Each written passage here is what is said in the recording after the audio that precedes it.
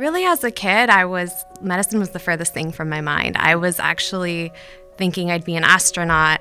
And at one point, I remember I wanted to be an engineer or a teacher. I wanted to be all sorts of things, but really not a doctor. My childhood wasn't very directly related to medicine, aside from the fact that my mother is a doctor. I saw my mom working the hours that she worked and the sacrifices that she made. And at the beginning, I was like, oh no, that's not for me. When you were applying for colleges and everything like that, what was going through your head then? What were you kind of thinking you would go into? What inspired me first was public health. It was a major that looks into all the factors that affect human health and community health. While I was doing my major in public health, I got involved in a student-run clinic in Berkeley. And I loved the interactions that I had with the people who came there, just learning about their lives, the worlds that they came from, and the challenges that they faced that influenced their health. I realized that I wanted that one-on-one human contact and also to look at things from a structural lens. Medicine was sort of my way into doing both. That's happened a couple of times where I've had people not wanting me to be their doctor or saying things about me either to my face or while I'm not there. Does that ever stress you out or worry you in any way? I think it's uncomfortable to hear someone not want you to be part of their care for how you look. But at the same time, I'm not doing this for myself. I'm doing this for the community. And so it's okay if one person doesn't want that or doesn't see the value of having a Muslim doctor. My name is Naseem Rangwala. I am currently an internal medicine resident at UCSF during my first year. Recently graduated from medical school at UCLA. Before that, did some time in medical research, and before that, did my bachelor's in public health at Berkeley. Nice. That's awesome. Cool. So could you talk a little bit about your childhood and what got you into medicine in the first place? Yeah. So, my childhood wasn't very directly related to medicine, aside from the fact that my mother is a doctor. And so I saw medicine a little bit through her lens, but really, as a kid, medicine was the furthest thing from my mind. I was actually thinking I'd be an astronaut. And at one point, I remember I wanted to be an engineer or a teacher. I wanted to be all sorts of things, but really not a doctor. I saw my mom working the hours that she worked and the sacrifices that she made. And at the beginning, I was like, oh no, that's not for me.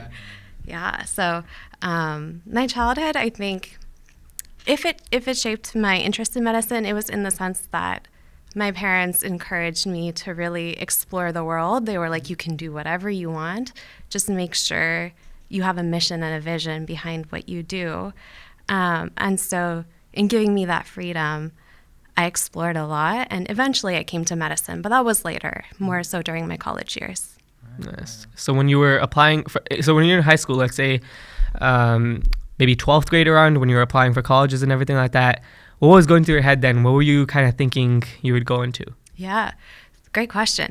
I actually went into college undeclared. I knew that I had an interest in biology. I'd enjoyed that during my high school years, but I also really enjoyed math. I loved history. I thought English was really cool. And so actually at the very beginning, I thought maybe I'll major in philosophy or social welfare, or like all sorts of different things. I couldn't really choose. And so I actually didn't end up deciding my major until almost near the end of my second year in college, almost towards the deadline, because I really liked everything. Mm-hmm. It's interesting because you see some students who are like from, say, even like 6th grade, 7th grade, they've got their, like, what they're going to major in completely solidified, going around telling everyone. There's someone I know who's like really keen on going to medical school, and then you see people who like even within their college, I'm not sure, but even close to the deadline. Exactly, even close to the deadline. So how did you come about to actually decide that you want to go into medical school then? Was there anything that inspired you? Yeah, so what inspired me first was public health. Public health it was a major that looks into all the factors that affect human health and community health on a larger level. And so because I couldn't just choose one thing, public health was the one major that offered me a look into economics and politics and history, as well as math, the like epidemiology side of things, as well as the core science. And so that's initially how I got into public health. And in general, public health has a focus on justice and equity in health. And so that is what first attracted me. And so for a while, I thought maybe I'll do a master's in public health. Maybe I'll go down that route. But then while I was doing my major in public health, I got involved in a student-run clinic in Berkeley. And I loved the interactions that I had with the people who came there, just learning about their lives, the worlds that they came from, and the challenges that they face that influence their health and how they interact with the medical system. And so at that point, I realized that I wanted that one-on-one human contact and also to look at things from a structural lens. And so medicine was sort of my way into doing both. That's cool. So you said you mentioned something about Berkeley, right? So you went to Berkeley for your undergrad? I did. Okay. And you went to a student-led club or clinic, you said? Yes. Right on. So many universities actually have student-run clinics that work with the local populations who don't usually have access to medical care. Yeah. And so that's how I got started. I see. So talk to us a little bit about that. Like, what was your experience in the clinic, and what did you learn from that? Yeah. So the clinic is called Suitcase Clinic. It started off as a mobile clinic that went around to provide medical care to the people who are unhoused in the city of Berkeley. By the time that I had joined, they had 3 different kinds of clinics there, and physical locations for the clinics themselves. And so when we went, it was a partnership with medical students as well, and there were actual physicians there also to provide medical care. But the role for undergraduate students was to help with all the other needs that our clients had. So I washed feet, I painted nails, I played games with people, had dinner with them, listened to their stories. We had a part of the clinic that helped people find housing or resources for food or to get connected with social work, those kinds of things. And so because I obviously didn't have any medical skills at that time, that was my role and the role of the other undergrad students there. Nice. And then how do you move from that then to, where you are now? What was like the sort of different points throughout that journey? Yeah. So I focused on the women's clinic when I was in undergrad. And that is what began my interest in women's health in particular within medicine. So when I graduated, I knew that I wanted to do something public health related and also something related to women's health, if possible. And so that led me into doing research at UCSF, where I focused on maternal fetal medicine and genetics specifically in that realm. And so I was part of many different studies that looked at pregnancy and how how people are educated around topics around pregnancy, and specifically with maternal fetal medicine, looking at genetic components of that. And so it was kind of a mix of both worlds, because those studies were, the core of that was, in addition to the science, trying to outreach into the community and bring resources such as genetic testing to people who normally would not have had access to it. Yeah. So from there, I transitioned to medical school and continued that line of work even in medical school. And then now I'm here. That's cool. Where'd you go to medical school again? At UCLA. UCLA, right on. So how was that experience like? So you went to undergrad for Berkeley, and you went all the way to LA for medical school. And then research at UCSF, you said, right? Yeah, and then right back up. And then I came right back up. How was it down there in LA for you? I loved it in LA. Yeah. A lot of people go all over the country. I couldn't bring myself to leave California. I love the state too much. But UCLA was a time of a lot of growth, because it was my first time being physically very far from home, because even though I lived away from home during my undergrad years, I was still close enough. It's different to be away from home for the first time in a way that you can't visit every weekend if you want to. And it also made me become independent in different ways. It gave me the opportunity to explore LA, get more involved in the with the student organizations there and with the rest of the Muslim community there, in ways that I probably wouldn't have if I had come home every weekend or I had been able to do that. So it was an incredible experience. I found people who became like family to me there. But obviously, NorCal's better than SoCal, so I came right back up when I had the chance to. I see. That's interesting. So a little bit sidetracking, but for a lot of people watching us, they're all like in the college years or early, about to go to college. What's your opinion on people, for example, going to colleges that are far away or living on campus instead of trying to stay closer to home? Do you have any thoughts on that? There are pros and cons to both. I think ultimately it depends on your comfort level and what situation you feel like will set you up for success the most. When I was considering different colleges, I was also looking at going to UCLA for undergrad. And for me, the deciding factor was that I didn't feel ready to go that far from home. And ultimately, I really loved the culture and the community that I found at Berkeley, even before I had started studying there.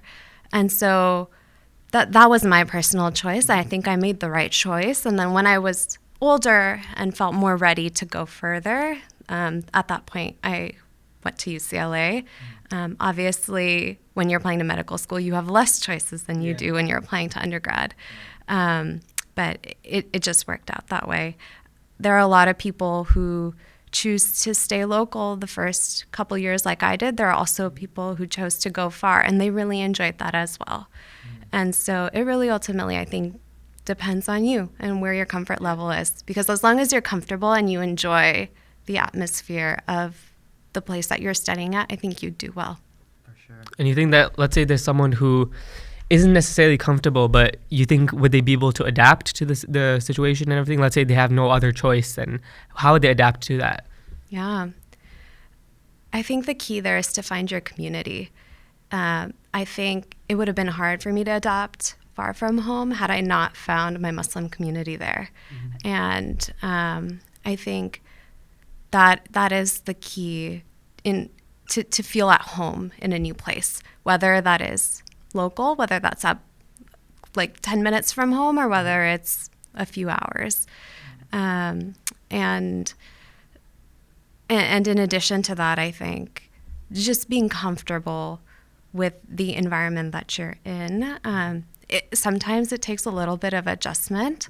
And so I would say give yourself the chance to adjust and visit the place before making any decisions so you can get a feel for the environment and the campus.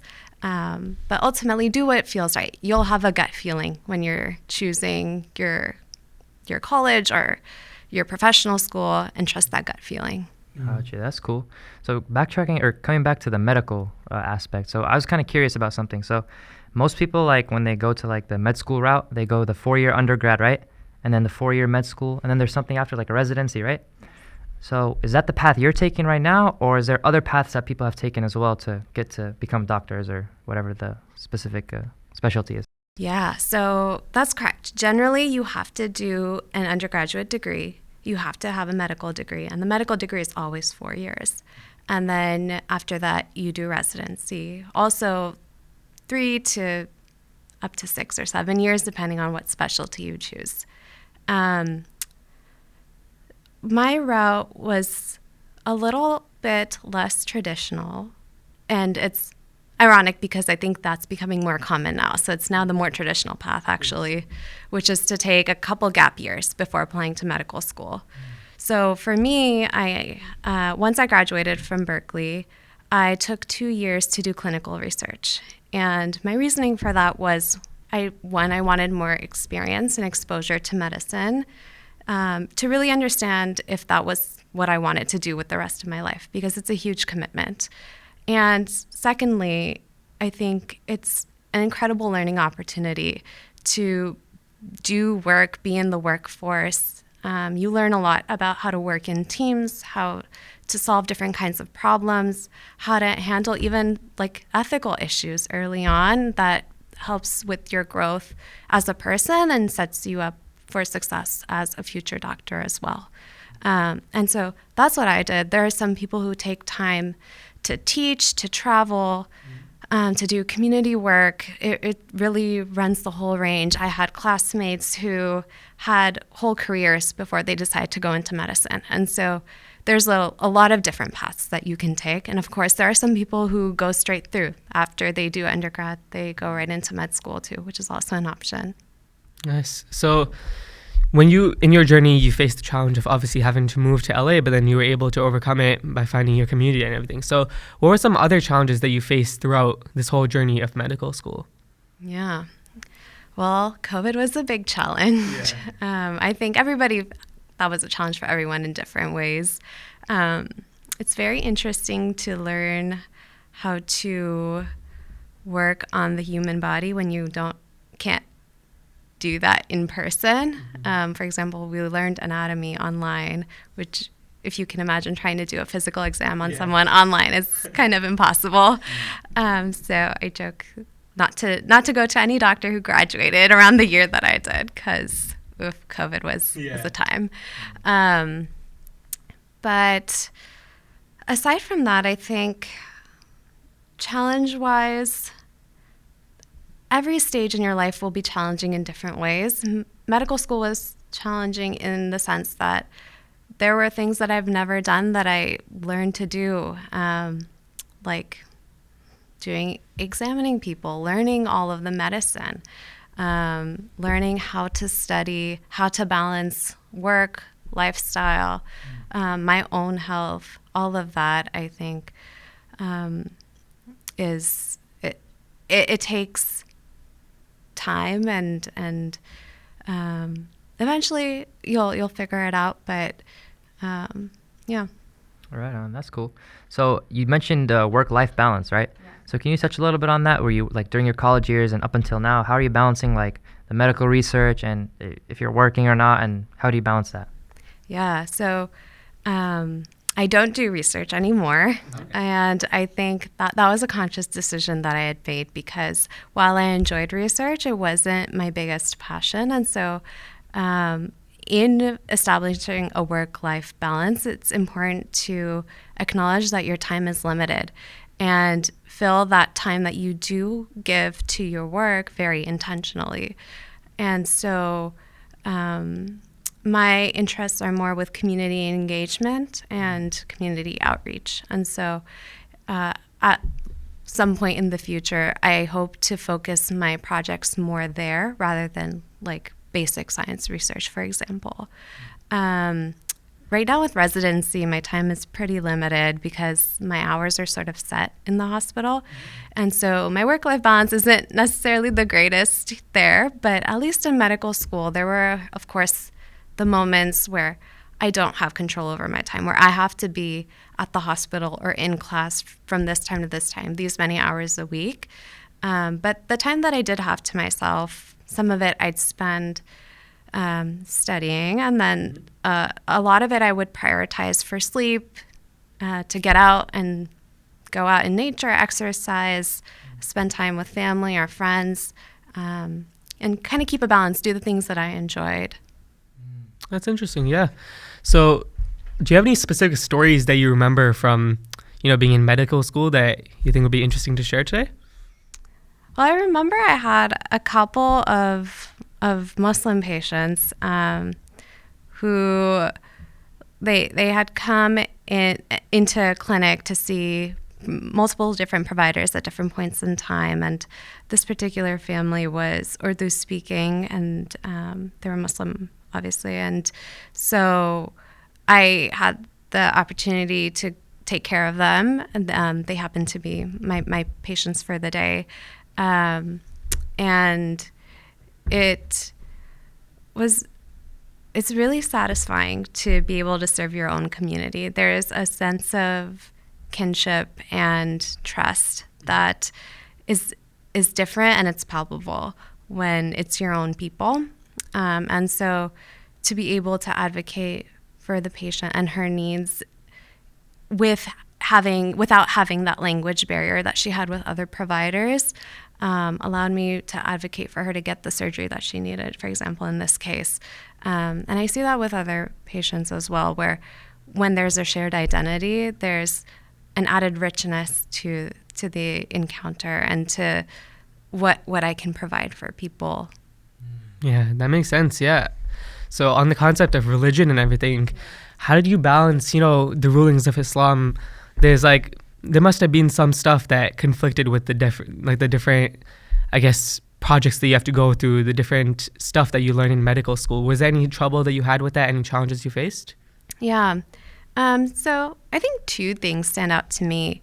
One is navigating my Islamic obligations with the hours that we had. For example, prayers was a big one.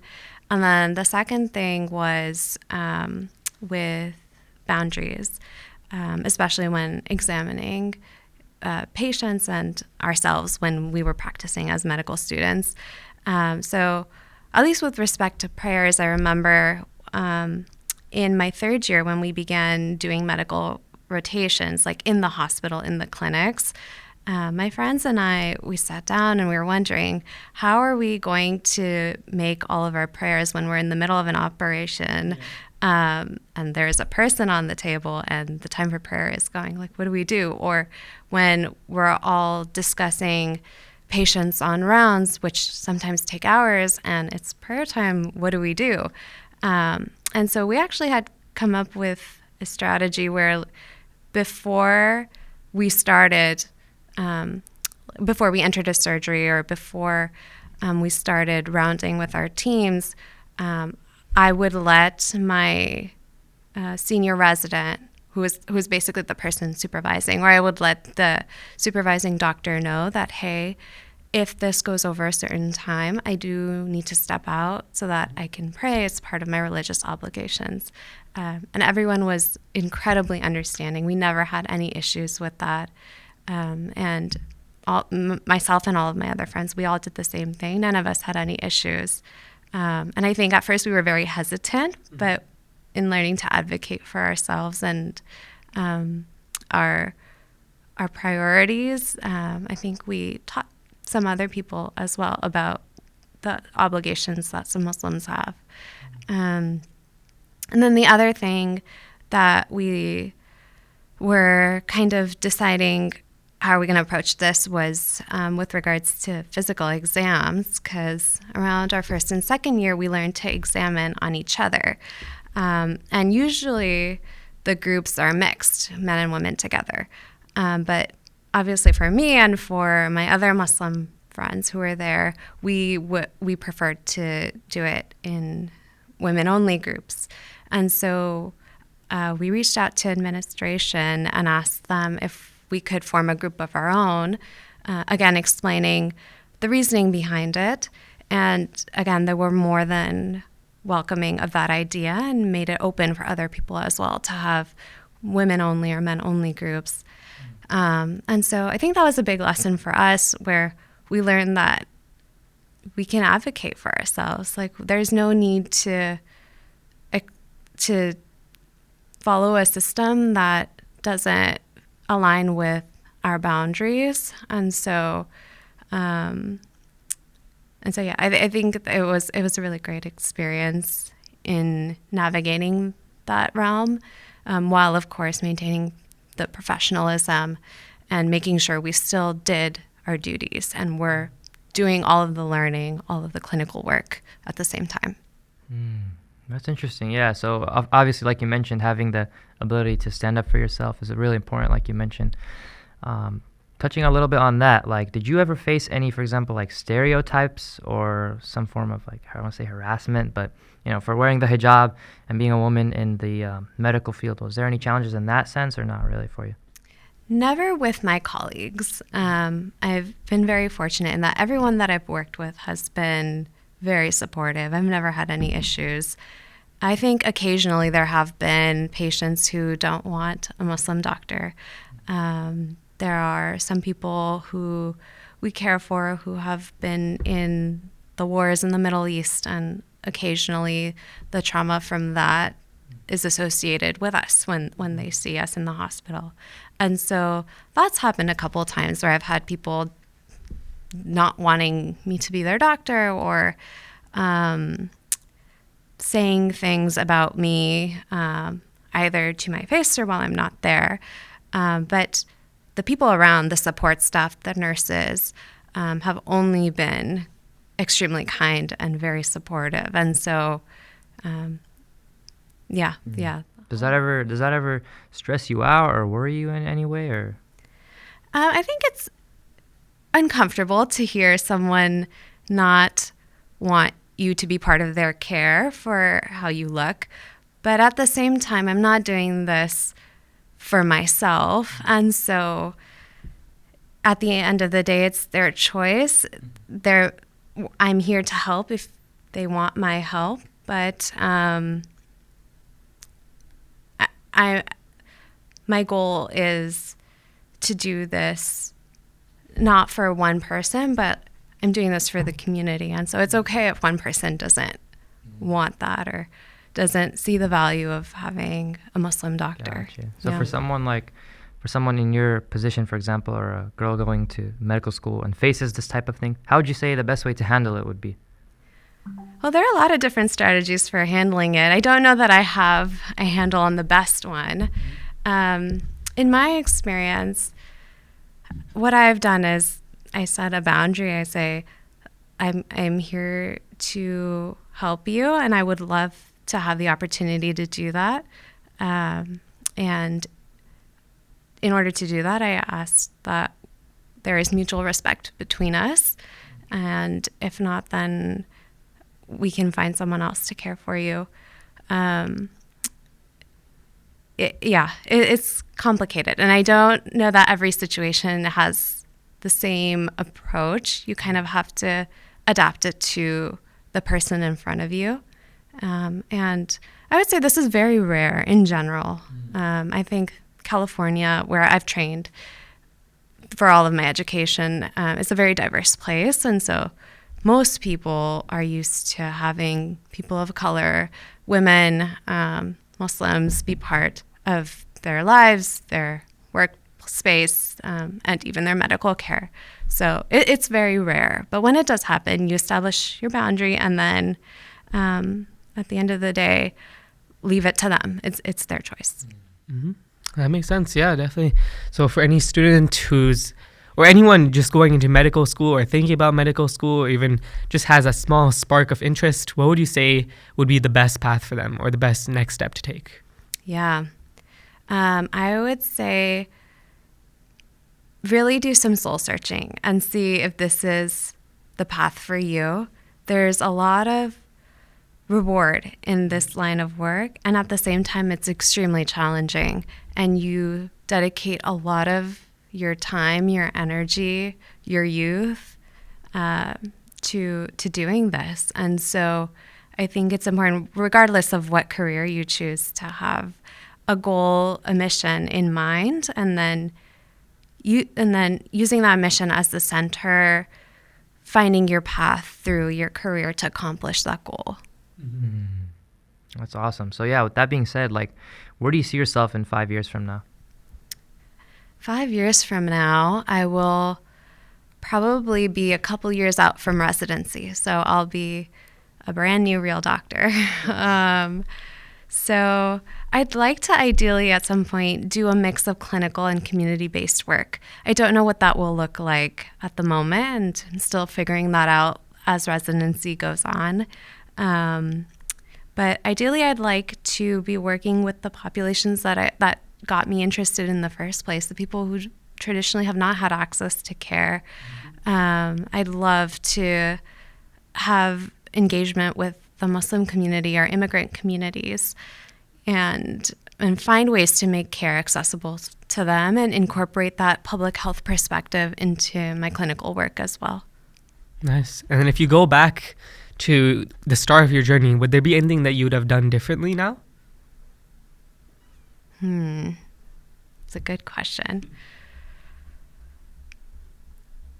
I don't know that I would have done anything different professionally, but I think what I would have done differently is while I was an undergrad, I think I would have taken more time to explore. And I did. I took a lot of different classes ranging all sorts of fields. But for example, I wanted to learn a new language. I wanted to take an astronomy class. I would have loved to go deeper into more abstract math. And so assuming that I had all the time in the world, I would have liked to do all those things too. Yeah, that makes sense. So we're going to move on to a few rapid fire questions before we end off. All right. 3, 2, 1. All right, what is one skill you believe everyone should have? Negotiation. Oh, nice. What's your all-time favorite movie? The Lion King. Nice. If you could give yourself one piece of advice, what would it be? Learn a new language. Nice. Can you walk us through your daily routine, morning routine? So I wake up, I brush my teeth, make myself coffee, and run to work. How do you usually relieve stress? I take a walk. Nice. What is your proudest accomplishment to date? My mentorship with people. Nice. If you could choose any superpower to have, what would it be? To teleport. Nice. Cool. Can you recommend any must-read books? Must read books. Sorry, guys. No worries, that's all good. I don't know. What emoji do you use the most? Emoji. I use the one with like the circly eyes. You know, like yeah. it's like in a loop, like a Yeah. coil. That one. Oh, okay. What's your dream job? My dream job would be to be an astronaut. How do you describe your mood today in one word? Good. Cool. Do you have a favorite quote that inspires you? Yes, but I don't know the whole quote. Paraphrase.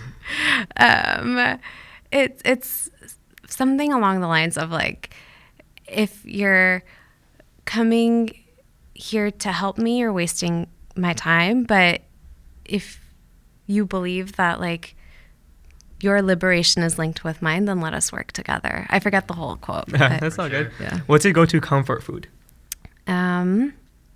Samosas. Nice. Yeah. Do you have an idea for a product or service that you wish existed? A teleportation machine. Okay. What's your favorite color? Green. What's the best advice you've ever given?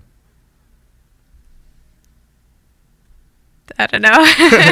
Can you sum up your high school experience in one word? It was odd. Cool. High school's a weird time. How'd you describe yourself in 3 words? You have 10 seconds.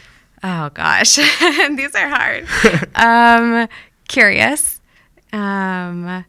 active, and oh my gosh, likes to sleep. Likes to sleep. Okay, for sure. Awesome. Yeah, and then if anyone wants to keep up to date with your journey and that, or has any questions about your medical journey and like their personal journey, any questions that they have, pretty much, what would be the easiest way for them to contact you? You can find me on LinkedIn. Mm-hmm. Yes. If there's one point that someone were to take away from this episode, what would it be? Whatever you decide to do with your career, have a mission, have something in mind that you'd like to accomplish, and then figure out how you're going to do it. And then don't forget to advocate for yourself on the way there.